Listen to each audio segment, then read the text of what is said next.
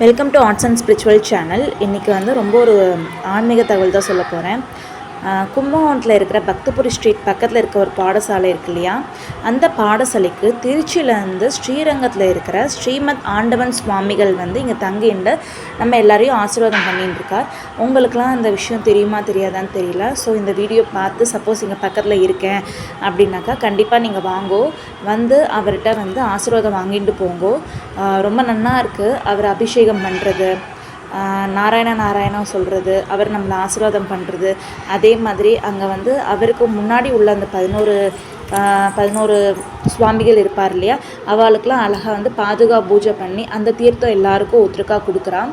ரொம்பவே அற்புதமாக இருக்குது. ஸோ நீங்கள் பக்கத்தில் இருந்தீங்கன்னா கண்டிப்பாக மிஸ் பண்ணாமல் வந்து பாருங்கள். நம்ம இந்த வீடியோவில் என்ன பார்க்க போகிறோன்னா, தோசை, இட்லி அதுக்கெலாம் தொட்டுக்கிற மாதிரி ஒரு சட்னி தான் பார்க்க போகிறோம். இதுக்கு தேவையான இன்க்ரீடியன்ஸ் என்னெல்லாம் பார்த்துக்கலாம்.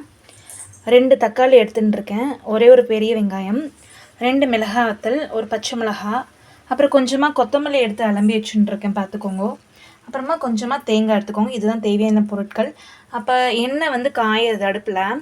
எண்ணெய் காஞ்ச உடனே எண்ணெய் காஞ்சிருது, கடலைப்பருப்பு உங்கள் கையளவு போட்டுக்கோங்க.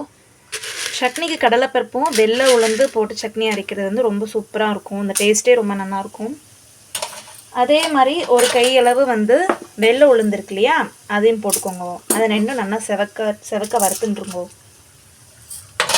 இது நீங்கள் பொதுவாகவே தோசை, இட்லிக்கெலாம் தொட்டுன்றலாம், நல்லாயிருக்கும்.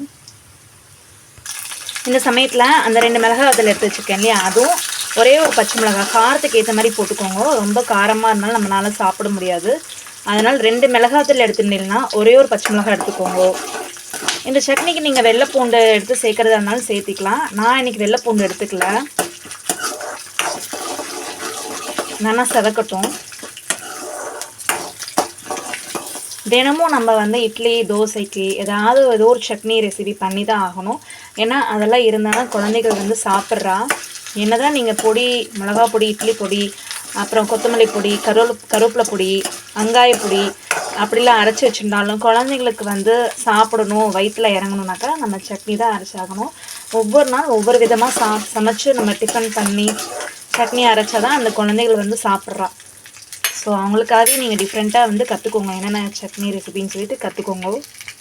இந்த சட்னி வந்து எங்கள் அம்மா ரொம்ப நல்லா அரைப்பாள். எங்கள் அம்மா பொதுவாகவே வந்து சமையல் எல்லாமே சூப்பராக பண்ணுவாள். ஆனால் நான் என்ன பாதி தான் எங்கள் அம்மாட்டேருந்து கற்றுட்டேன். மீதி எல்லாமே வந்து இந்த மாதிரி யூடியூப்பில் பார்த்துட்டு நான் ஒன்றா கற்றுட்டுருக்கேன். இப்போ நல்லா செவக்க வறுத்துக்கிட்டோமா, இந்த சமயத்தில் வந்து தக்காளி வெங்காயம் ஒன்றா ஆட் பண்ணிக்கோங்க. ஃபஸ்ட்டு வெங்காயம் போட்டுருங்கோ. ரெண்டுமே ஒன்றா போட்டுட்டேன். ஃபஸ்ட்டு வெங்காயம் போட்டு லேசாக ஒரு வறுத்துண்டு வதக்கின்ற பிறகு தக்காளியும் போட்டுட்டேன். இதெல்லாம் நல்லா சேர்ந்து வதங்கட்டும். வதங்கின பிறகு பார்க்கலாம். இந்த மாதிரி பாருங்க, தக்காளி வந்து நல்லா வதங்கணும். அப்போ தான் தக்காளியோட பச்சை வாசனை வந்து நமக்கு வராது. நல்லா வதங்கணுங்க. தண்ணி அப்பப்போ தெளித்து விடுங்க. இந்த சமயத்தில் வந்து உங்களுக்கு தேவையான அளவு கல் உப்பு போட்டுக்கோங்க. இது கூட வந்து நீங்கள் பொட்டுக்கடலையும் வச்சுக்கலாம். அப்புறம் வந்து தேங்காய் இருக்கு இல்லையா, தேங்காய் வந்து பச்சையாக அரைக்கணும். இந்த மாதிரி இது கூட வதக்கணும் அவசியம் கிடையாது. தேங்காய் வந்து உங்களுக்கு எவ்வளோ தேவையோ அந்த அளவு எடுத்துன்னு பச்சையாகவே நீங்கள் அரைச்சிக்கலாம். இந்த சமயத்தில் வந்து கொத்தமல்லி வந்து அலம்பி வச்சுருக்கு. இதில் நீங்கள் புதினாவும் ஆட் பண்ணிக்கலாம். கொத்தமல்லி போட்டு அடுப்பை அணைச்சிடுங்க. அந்த சூட்லேயே வந்து அந்த கொத்தமல்லியெல்லாம் வெந்துன்றோம்.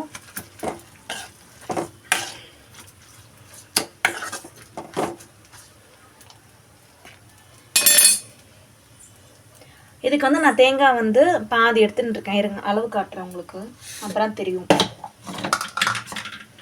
பாருங்க, தேங்காய் வந்து இந்தளவு நான் எடுத்துட்டு இருக்கேன்.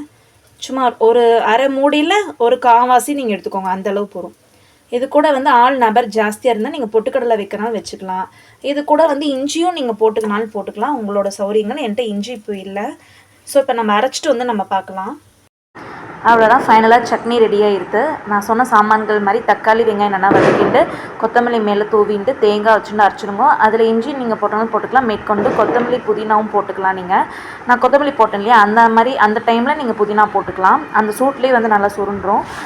இது சாப்பிட்டு பார்த்து எனக்கு ஃபீட்பேக் சொல்லுங்கள். Thank you friends.